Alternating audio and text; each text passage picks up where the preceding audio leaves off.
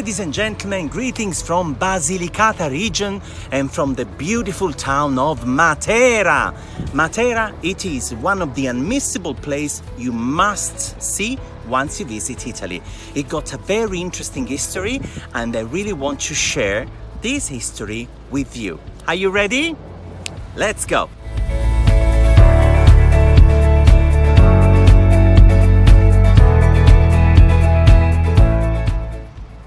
Guys, the first time I went to Matera, it was a school trip. I was 11.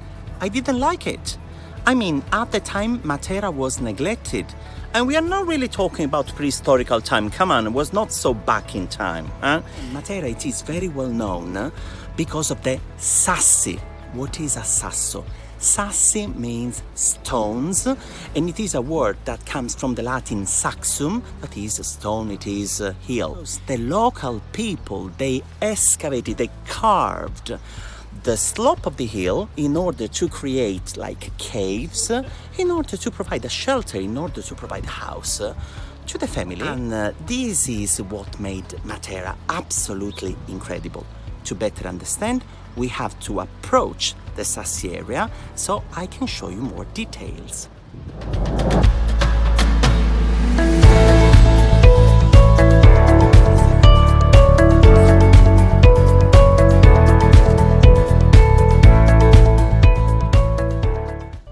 In Matera there are two Sassi districts. One is called Sasso Barisano, the other one is called Sasso Caveoso. They are both equals in terms of beauty, so once you finish your guided tour, make sure you take some extra time to enjoy and to explore, because Matera offers a lot. Sergio, where are all the caves you mentioned before? Thank you for your spontaneous questions. You won't see the caves because they are hidden behind the facade of the houses.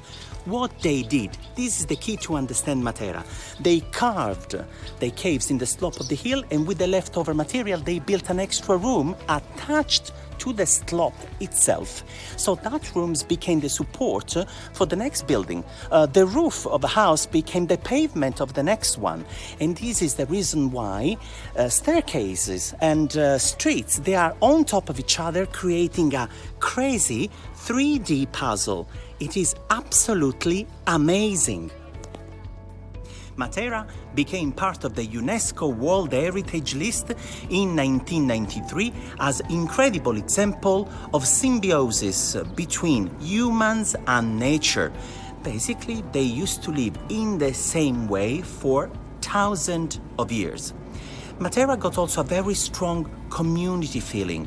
For example, in the courtyard around me here, families used to live together, they used to link together, growing each other kids or helping once they were in the field.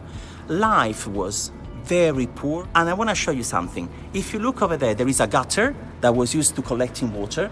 The gutter is made with terracotta, but what is very interesting is the support that is made with bones. They are not human bones, so don't be creepy. They were probably bones of mules or donkeys that died, and they were recycled as a support.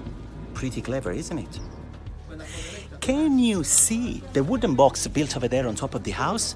This is a local project made in order to help a bird that was almost disappeared. Is the local falco grillaio. Is a falcon, is a special one. It doesn't eat all the birds, it just eats insects like cricket. Okay, that's the name grillaio. Grillo in Italian is cricket.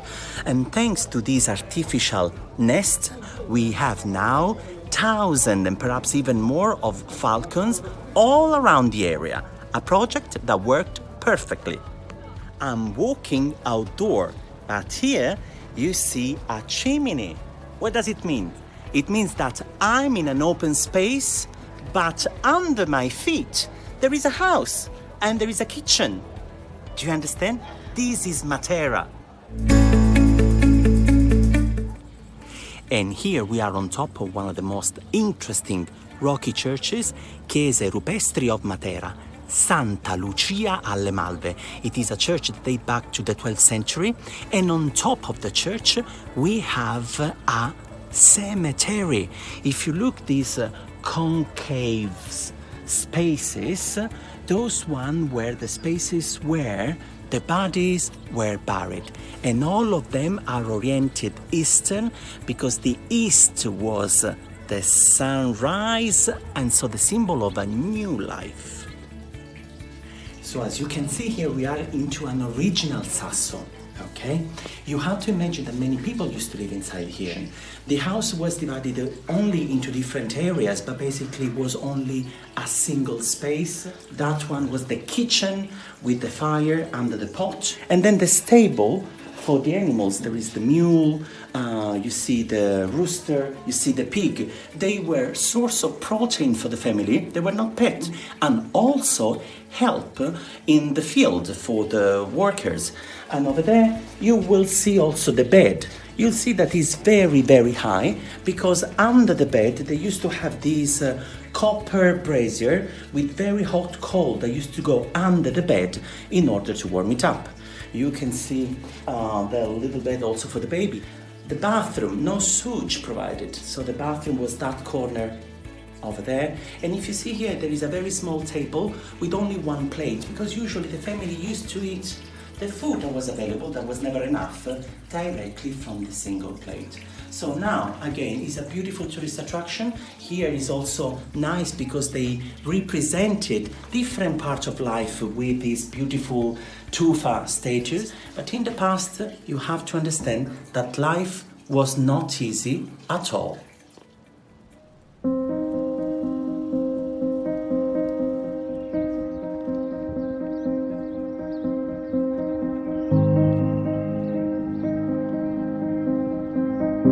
Something very important happened in Matera after World War II. A doctor from the very far north of Italy, from Piedmont, his name was Carlo Levi, was exiled in the villages nearby here because he was against fascism. During his time in this region, he wrote a book called Christ Stopped at Eboli. It was a book of memories that described the very hard life of the people here. Once the book was published, it was a big shock for all the Italians and also for the politicians, because many of them, they didn't even know how was the life here in Matera. In 1948, Palmiro Togliatti, a politician, went here. When he saw the life condition with his own eyes, he described Matera as the shame of Italy. After a few years, the Prime Minister of Italy, that was Alcide De Gasperi, he made a law. This law was made in order to provide new houses in the upper part of Matera with new comforts such running water, sewage, electricity to the local people. This is a good news, I know, but the problem was that the local people could not choose. Nobody could stay here. It was a forceful movement. They were moved to the upper part. And they didn't know why, because the life they knew was only that one, living in the dwelling with the animals for centuries. When the inhabitants of the Sassi were moved to the new part of Matera, they finally realized how was the life with electricity, with running water, with sewage. And they felt so ashamed about their previous life in the Sassi that many of them, they never went back here. So the Sassi were completely neglected.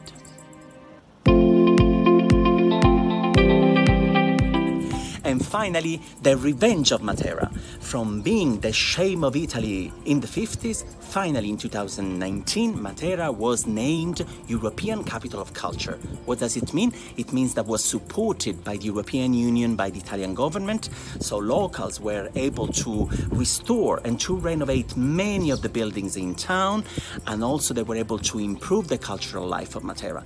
So Matera, it is definitely a place to see.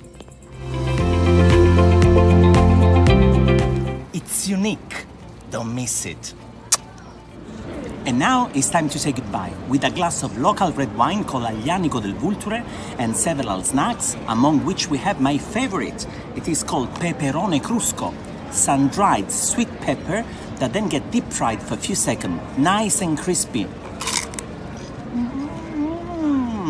I love it. Salute.